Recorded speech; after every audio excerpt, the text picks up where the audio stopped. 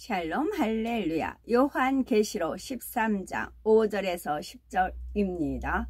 또 짐승이 과장되고 신성모독을 말하는 입을 받고 또 42달 동안 일할 권세를 받으니라. 짐승의 입을 벌려 하나님을 향하여 비방하되 그의 이름과 그의 장막 곧 하늘에 사는 자들을 비방하더라.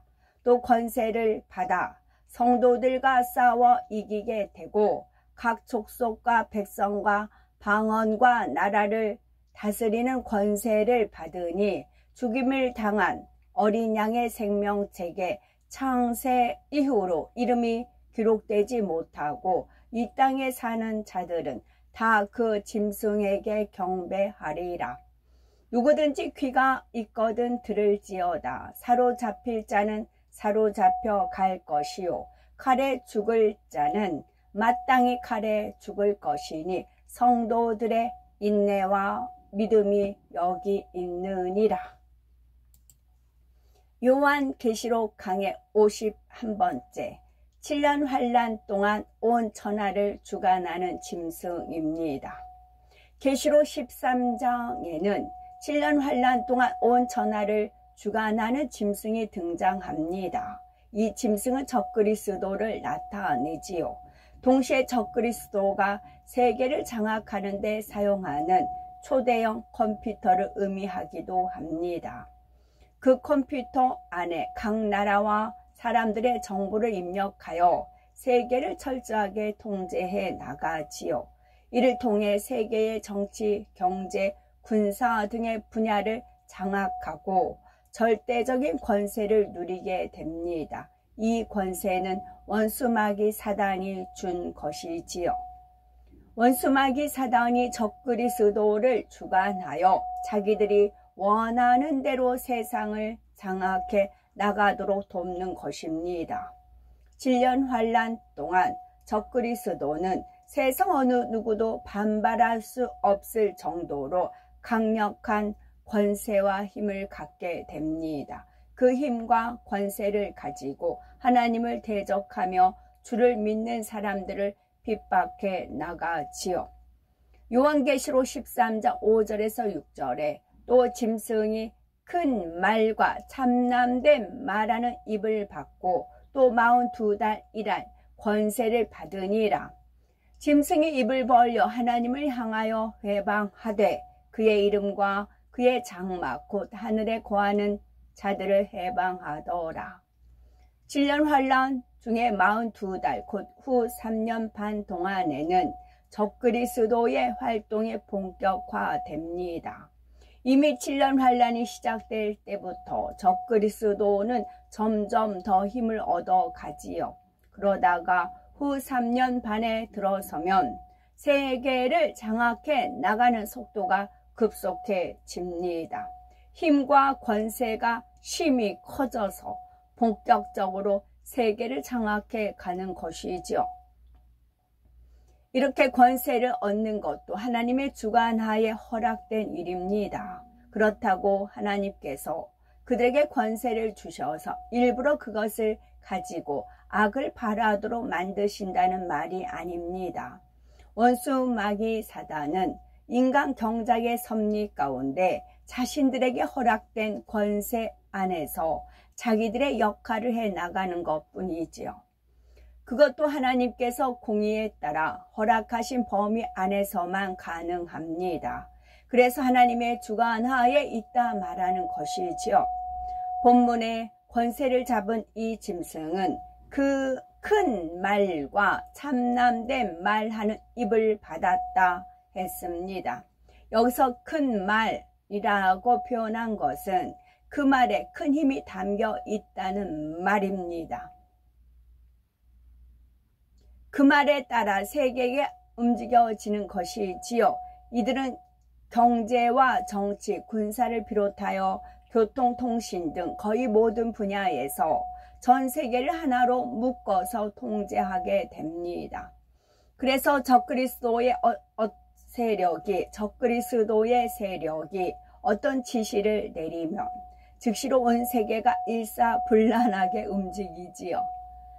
오늘날을 봐도 어떤 강대국 하나가 명분을 내세워 전쟁을 일으킬 때 주변의 나라들에게 영향력을 행사하여 자신들의 행동에 동참하게 만듭니다. 그러면 약속 국가들은 자신들과 직접적으로 상관없는 전쟁임에도 불구하고 결국은 그 요청에 따라 군대를 파병하기도 하지요. 강대국과의 이해관계가 있기 때문입니다. 동참하지 않았을 때 돌아오게 될 불이익을 피하기 위해서라도 참여하는 것입니다. 그렇지만 모두가 강대국이 원하는 대로 다 따라주는 것은 아니죠.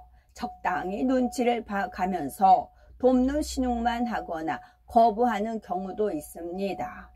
하지만 7년 환란 동안에는, 특히 후 3년 반에는 적그리스도의 권세 앞에 감히 맞설 나라가 없습니다.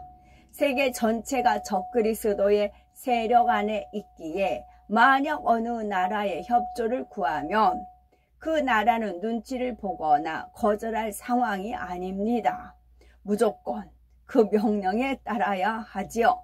또한 적그리스도의 세력은 컴퓨터망을 통해 전 세계 곳곳을 신속하게 강력하게 통제합니다. 그들의 말 한마디에 따라 유가나 원자재 가격, 세계의 곡물 가격 등이 결정되고 각 나라의 정치, 경제까지도 좌지우지되지요. 그래서 그들의 말을 큰 말이라 하는 것입니다. 상황이 이러하니 이때 주를 믿는 사람들은 점점 더 어려운 상황에 처하게 됩니다. 적그리스도의 세력은 기독교인을 말살하기 위한 여러 가지 방침들을 세워놓고 그것을 세계 각 나라로 하달합니다. 세계 각 나라들은 그 지시에 따라야 하지요. 그러니 만약 누군가가 적그리스도의 세력을 피해 도망한다 해도 적그리스도의 세력이 잡고자 하면 전 세계 어디에서도 안전하게 숨을 곳이 없습니다. 이처럼 세계 어디를 가도 적그리스도의 세력에서 벗어날 수가 없지요. 한번 불순한 자로 지목되어 수배를 당하면 전 세계에서 적그리스도의 앞잡이들이 추적하며 숨통을 조여가는 것입니다. 공항, 항구 등은 물론이고 도시와 지방 구석구석까지 거미줄 같은 정보망을 통해 잡아내는 것이지요. 이와 같이 7년 환란의 후 3년 반 동안에는 적그리스도의 세력의 말 한마디는 엄청난 힘과 권세를 가진다는 사실입니다. 참으로 참된 말이라는 것은 그들의 말이 분수에 넘게 교만하여 하나님을 대적한다는 의미이지요. 적그리스도의 말은 다 하나님을 회방하는 말이며 사람들을 죄악과 사망의 길로 인도하는 말입니다. 또한 주를 믿는 사람들을 대적하는 말이지요. 이런 말들이 전 세계로 전달됩니다. 이렇게 참남된 말로 하나님을 대적할 때 그들의 방법이 참으로 교묘합니다.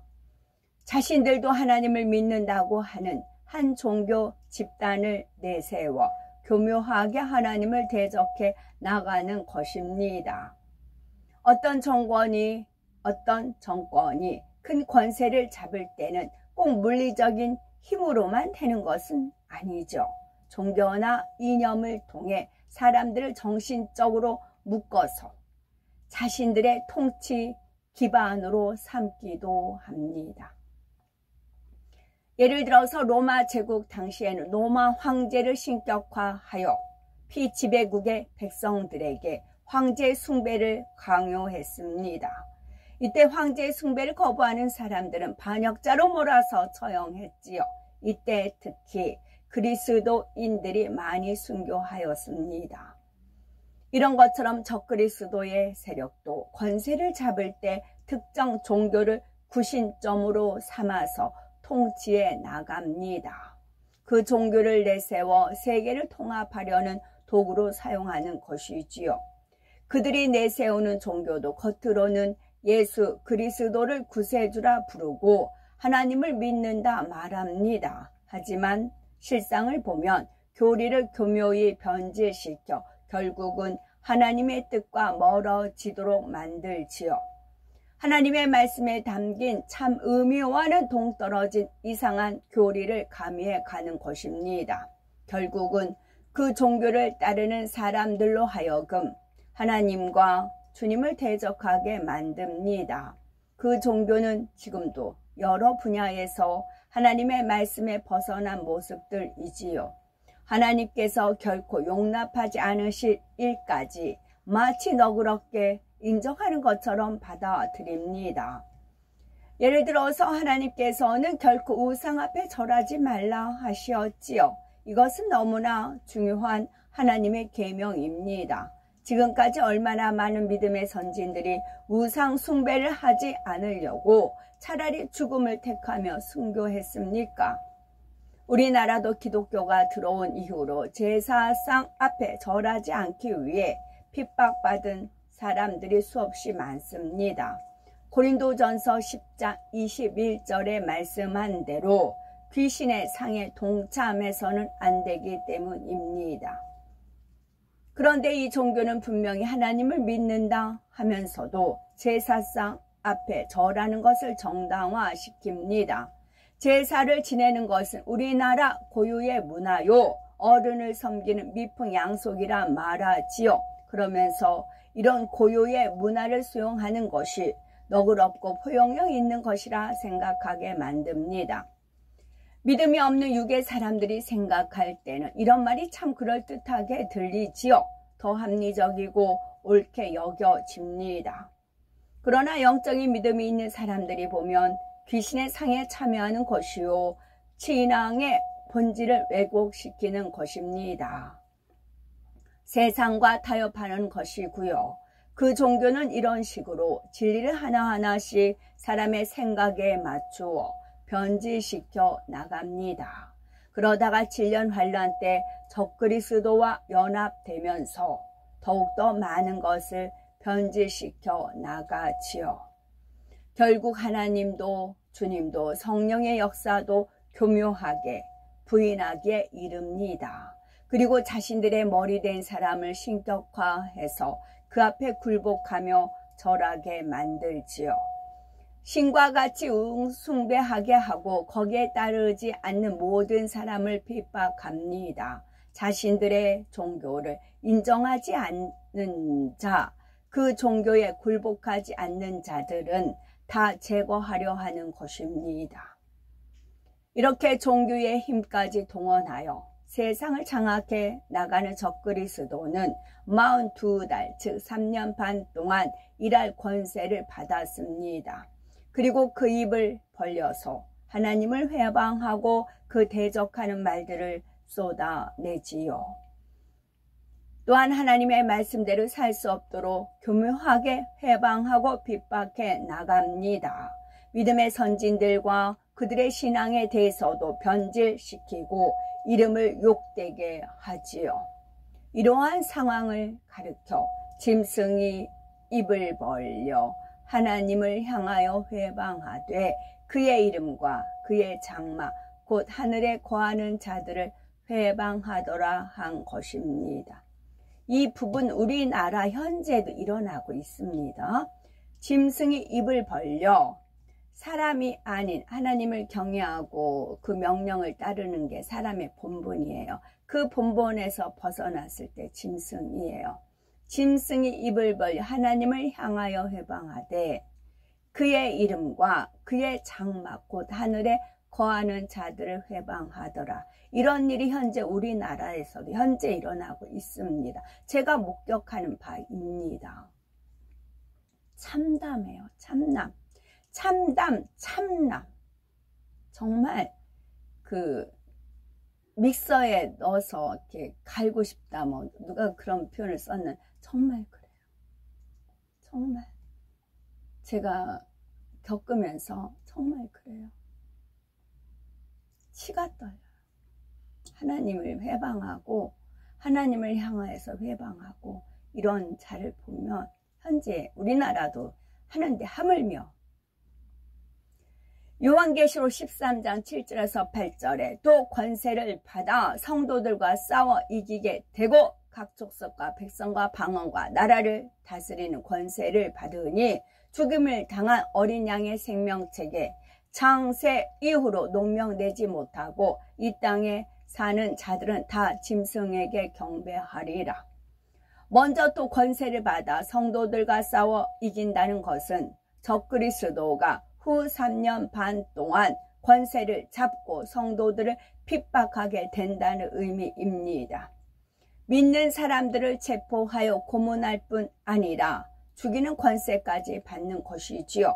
이는 어느 한 나라에서만 일어나는 일이 아닙니다. 본문에 보면 짐승은 각 족속과 백성과 방언과 나라를 다스린다 하였지요. 적그리스도는 민족과 문화, 언어를 초월하여 세계 모든 나라를 장악합니다. 그래서 세계 각국에서 성도들을 색출하고 핍박해서 굴복시켜 나가는 것입니다. 이때 믿음을 지키지 못한 사람들, 결국 구원받지 못할 사람들은 적그리스도의 권세에 굴복할 수밖에 없습니다. 지피지기, 나를 알고 상대를 알고 있잖아요. 저는 이제 하나님께서 내가 누구고 이제 알려주십니다. 그러면 이제 상대를 알아야 되지요. 근데 이제 이론상으로만 상대 아는 것이 아니고 유튜브 상으로만 아는 것이 아니고 그 2019년부터 직접 몸으로 부딪히게 하셨죠. 몸으로 부딪혀서 상대를 알게끔 이렇게 하셨습니다. 그 중에 언지를 아무래도 주는 게 낫겠죠. 어떤 광화문 이제 그 청와대 앞에서 이제 있을 때였는데 이렇게 막 이렇게 떠받드는 사람이 있어요. 그 단상에서 내려오면 양손을 쫙 벌려요. 그리고 이제 막 이렇게 과시 의시되면서 지나가는 인물이 있어요. 근데 이제 주님께서 가론 유다 형이다 이제 그랬어요. 가론 유다 형이다. 그래서 이렇게 베드로 형, 바울 형 뭐 이제 그런 식으로 가론 유다 형이다라고 알려주셨어요. 근데 그 눈빛을 보니까 어머 정말 가론 유다이겠네요. 눈빛이 이렇게 사악함이 간사하고 사악함이 안에가 숨겨져 있어요. 근데 그걸 이제 내세우지를 않는 겁니다. 그리고 나서 이제 그 당시 그 강화문 거기에 있을 때 첩자 하나가 그때는 저는 이제 그 전시가 이제 진짜인 줄 알고 이제 상대를 알게 하기 위해서였습니다. 전시가 진짜 애국자인 줄 알고 나라 팔아먹는 자인 줄 모르고 애국자인 줄 이제 다닐 때였어요. 그때 어떤 이제 첩자 하나가 들어왔어요. 이제 캐치해 주시 알았죠. 그래서 이렇게 손 뻗치고 다니는 그 인물 이제 천막을 갔더니 우락부락하게 생긴 사람이 경비를 쓰고 있어요. 접근을 못하게 하는 겁니다. 엄청 우락부락하게 생겼어요. 그래서 이제 정보를 전달하지 못하고 다른 사람한테 정보를 전달해가지고 그 사람 이제 한 2사람, 3사람 무리가 왔어. 방해꾼 무리가 왔었거든요. 그래서 이제 그 사람 물리친 적이 있어요. 지금 그자가 이제 뜨고 있습니다. 하나님 보는 관점하고 사람이 보는 관점하고는 틀린 거예요. 그것을 제가 전에도 그때 한번 말씀드린 적이 있어요.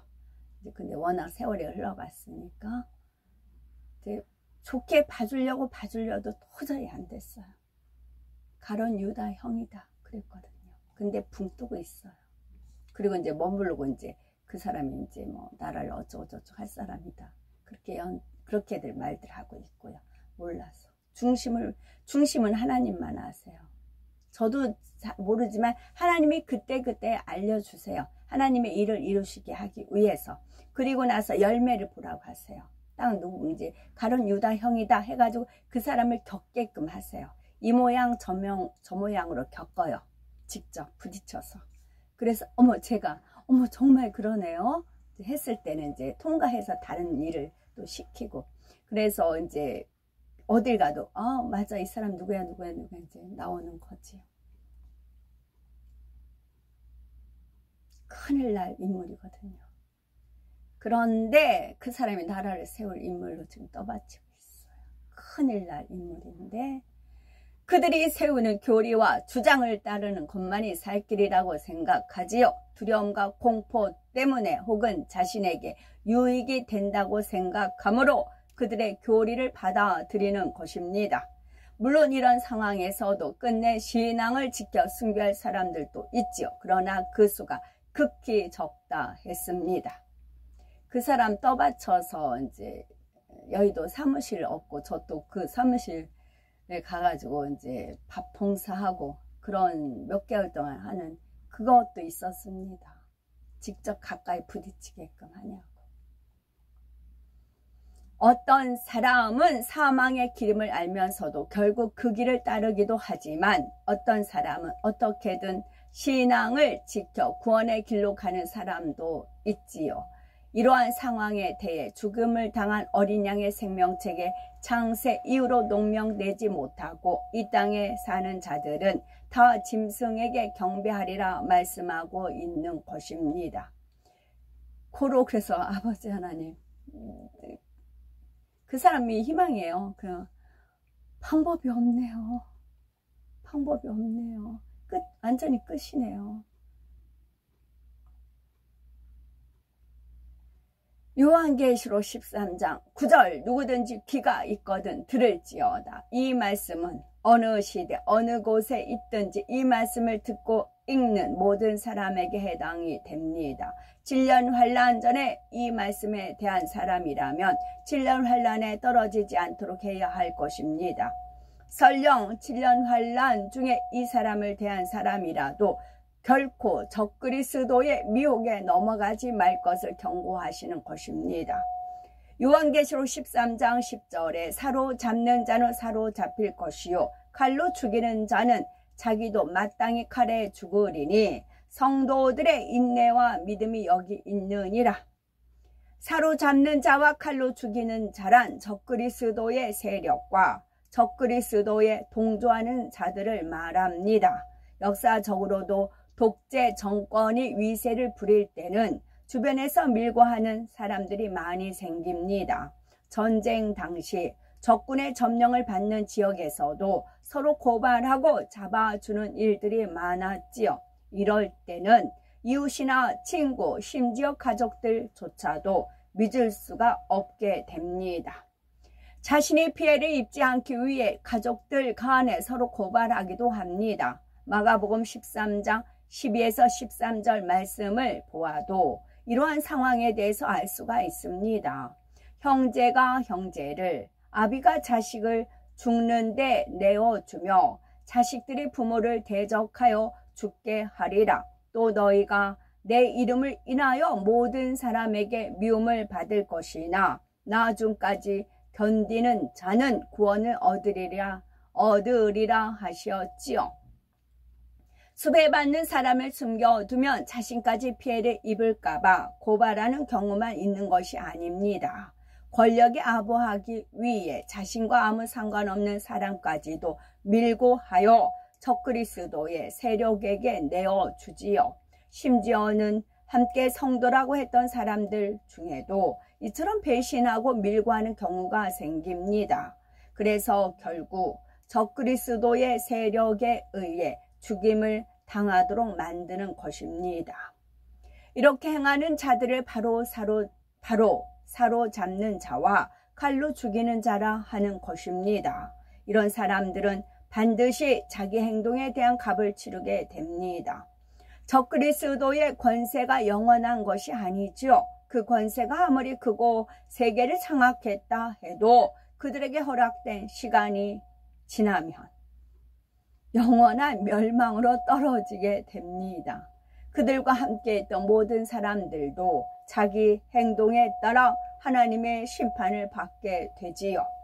요한계시록 2장 23절에 내가 너희 각 사람의 행위대로 갚아주리라 하시었지요. 또 데살로니가 후서 1장 6절에서 9절에 너희로 환난 받게 하는 자들에게는 환난으로 갚으시고 환난 받는 너희에게는 우리와 함께 안식으로 갚으시는 것이 하나님의 공이시니 주 예수께서 저의 능력의 천사들과 함께 하늘로부터 불꽃 중에 나타나실 때에 하나님을 모르는 자들과 우리 주 예수의 복음을 복종치 않는 자들에게 형벌을 주시리니 이런 자들이 주의 얼굴과 그의 힘의 영광을 떠나 영원한 멸망의 형벌을 받으리로다 말씀합니다. 이러한 말씀들처럼 적그리스도의 세력에 동조하여 온갖 악을 행하는 자들에게는 반드시 심판이 있습니다. 잠시 동안 적그리스도의 세력에 붙어서 이 땅의 권세와 영화를 누렸을지는 몰라도 그 후에는 영원한 형벌이 기다립니다. 3년 반이라는 기간이 적그리스도에게 고난받는 사람들에게는 심히도 길게 느껴집니다. 언제 잡힐지 모르는 불안한 상황에서 늘 숨고 피해야 하며 잘못되어 잡히기라도 하면 온갖 고문으로 고통을 당해야 하지요. 그러나 이 모든 것을 믿음으로 인내해야 결국은 구원을 받을 수가 있습니다. 그래서 본문 10절 끝에 성도들의 인내와 믿음이 여기 있느니라 말씀하는 것입니다. 이러한 인내와 믿음이 쉬운 것은 아니지요. 적그리스도에게 단칼에 죽을 수만 있다면 오히려 큰 복을 받았다 할 수 있을 정도입니다. 대부분이 한 번에 죽음 당하는 것이 아니라 엄청난 공포와 지독한 고문을 이겨야 합니다. 사람으로서는 견디기 어려운 고통과 참혹한 일들을 견뎌낼 때라야 참된 인내와 믿음으로 인정받는 것입니다. 우리는 이러한 고난 중에 빠지지 않고 성령 시대에 구원받는 것에 대해서 감사해야 되겠습니다. 대부분의 경우 미혹하는 사람들은 자신들의 정체를 교묘히 감춥니다. 예를 들어서 미혹하기 위해서 다가올 때도 그럴듯한 말로 접근을 하지요. 미혹하는 사람 중에 이것은 쉽게 돈을 벌 수가 있지만 불법이고 남을 해롭게 하는 악한 일입니다. 또 발각되면 나중에 큰 벌을 받게 됩니다. 이런 식으로 하는 사람은 하나도 없을 것입니다. 이것은 정당한 것이다. 다른 사람들은 몰라서 못하는 것이다 한다거나 이 정도는 누구나 다 한다. 큰 돈을 벌어서 선하게 했으면 되지 않느냐 이런 식으로 접근해 오는 것입니다. 이때 사람이 자기 안에 욕심이 있으면 이런 미혹을 쉽게 받아들입니다. 그러면서 나는 불법을 행하려는 것이 아니고 저 사람이 잘못된 것이 아니라고 말하니까 믿고 따라한 것뿐이다 라고 하지요. 적그리스도가 사람을 미혹할 때도 마찬가지입니다. 그들이 하는 일은 하나님을 대적하는 일입니다. 사람들 앞에서는 자신들의 정체를 숨기고 해위하려 하지요. 우리도 분명히 하나님과 주님을 믿는다. 우리가 시키는 대로 하는 것이 믿음을 저버리거나 하나님을 배신하는 일이 아니다 라고 설득합니다. 단지 사회 질서를 유지하기 위해 협조하라는 것뿐이지요. 이런 식으로 미혹을 합니다. 그러나 그들의 행위를 잘 살펴보면 그런 말들이 거짓말임을 쉽게 알 수가 있습니다. 겉으로는 기독교를 따르는 것처럼 말하지만 하나님의 뜻과 완전히 다르게 변질돼 버린 종교이지요. 그런데 막상 죽음의 공포에 시달리며 죽음보다 더한 고문 앞에 있는 사람에게는 이런 미혹이 너무나 달콤하게 들립니다. 분명히 거짓말인 줄을 알면서도 그들의 말을 믿고 싶은 것이지요. 그들의 말이 맞을 수 있겠다라고 생각을 합니다. 또한 주님을 믿는다고 하는 다른 많은 사람들도 그들에게 협조하고 있으니까 나도 괜찮겠지. 자신을 정당화하며 양심의 가책을 덜고자 합니다. 이렇게 믿음을 저버리고 나면 나중에 후회해도 소용이 없습니다. 어떤 변명을 한다 해도 결국 그는 자기 유익을 쫓아 영혼을 판 것이 됩니다. 이는 오늘날의 성도들에게도 마찬가지입니다. 많은 교회들이 있지만 그 중에는 하나님의 뜻을 변질시켜서 잘못 가르치는 경우도 있습니다. 성경에는 하나님의 뜻이 무엇인지 너무나 확실하게 나와 있는데 그것을 전혀 반대로 가르치기도 하지요.